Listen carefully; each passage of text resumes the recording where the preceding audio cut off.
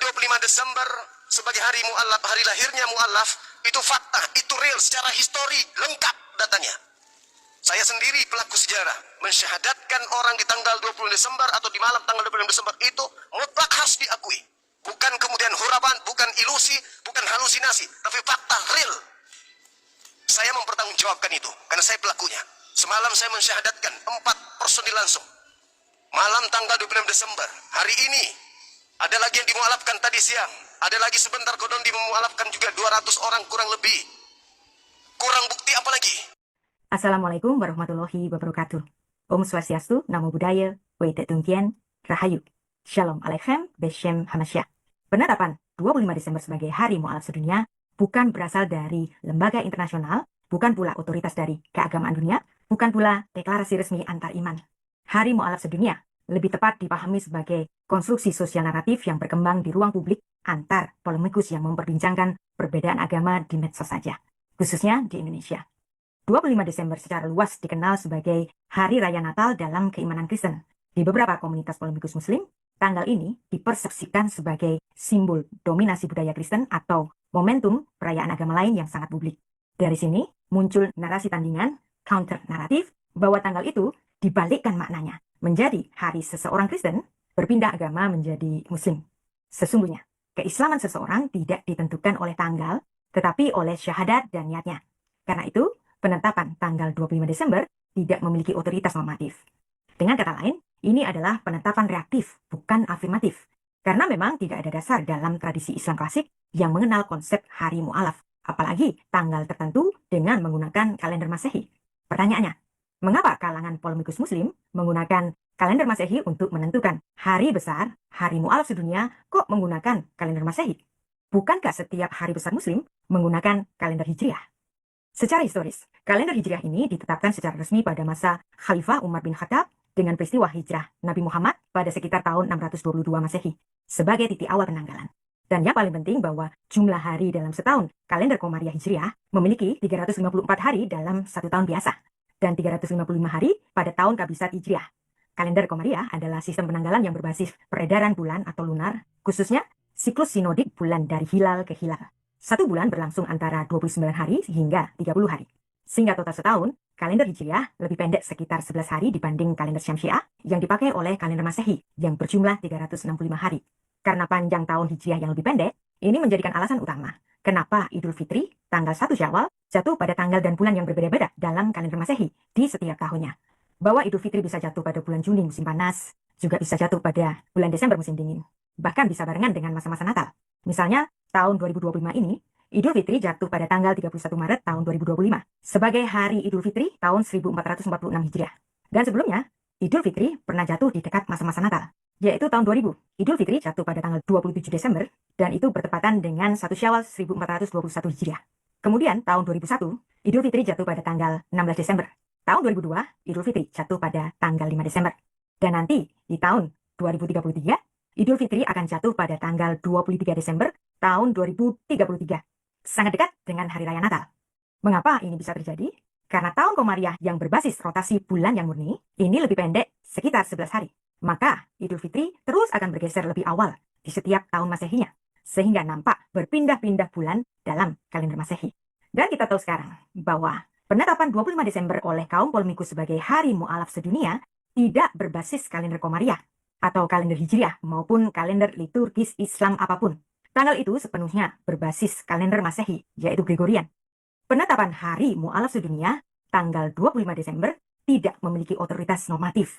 Tidak ada pengakuan institusional, tidak ada pengakuan resmi dari organisasi Islam arus utama, misalnya MUI, NU, Muhammadiyah, ataupun OKI, Organisasi Kerjasama Islam atau Organization of Islamic Cooperation, OIC, ataupun yang lain.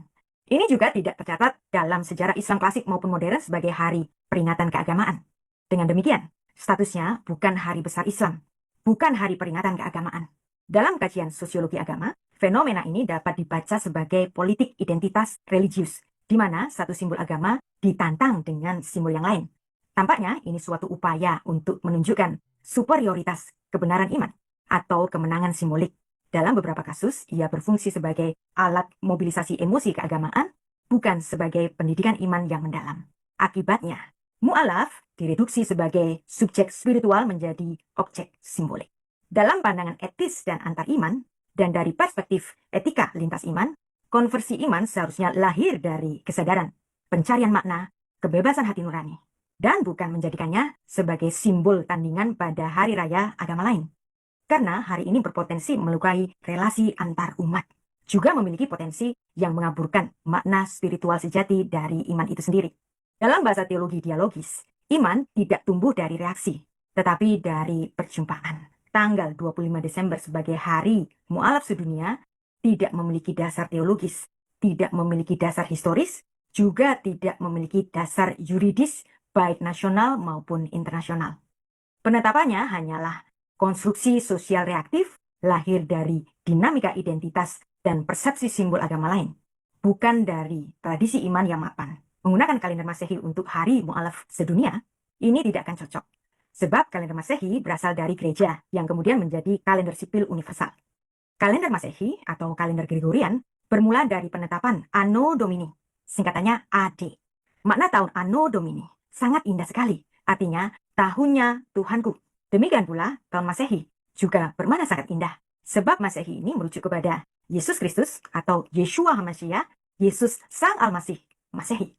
Kalender ini bermula pada abad ke-6 Masehi, yaitu tahun 525, oleh Dionysius Exiguus, seorang rahib Kristen. Ia menghitung tahun kelahiran Tuhan Yesus, Anno Domini Nostri Jesu Christi.